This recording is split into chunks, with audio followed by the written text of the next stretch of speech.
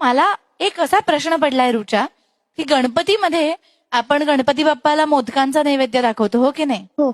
21 मोदकांचाच नैवेद्य का दाखवतो? तर मी असं ऐकलंय की 21 मोदकच का आपण गणपती बाप्पाला देतो, तर पूर्वी काळी देवांतक आणि नरांतक असे राक्षस होते. देवांतक आणि नरांतक राक्षस होते. हो, राक्षस होते ते.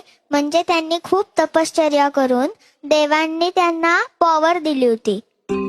त्या पॉवरचा ते दुरुपयोग करत होते, म्हणजे लोकांना मारायचं. असं जसं रावणाचं हनन करण्यासाठी राम बाप्पांनी जन्म घेतला, कंसाचं हनन करण्यासाठी कृष्ण बाप्पांनी जन्म घेतला, तसाच देवांतक आणि नरांतक ह्या दोघेही राक्षसांना त्यांच्या वाईट वृत्तींचं हनन करण्यासाठी कश्यप ऋषी आणि आदिती माता ह्यांच्या पोटी विनायक नावाचा, म्हणजे गणपती बाप्पांनी विनायक ह्या नावाने जन्म घेतला. आणि त्यांचं हनन करायचं म्हणजे युद्ध होणार ना, हो. तर त्यांनी 20 सैनिक घेतले. तर आता 20च का? कारण पूर्वीच्या काळी 10 हाताची बोटं आणि 10 पायाची बोटं असे मिळून 20.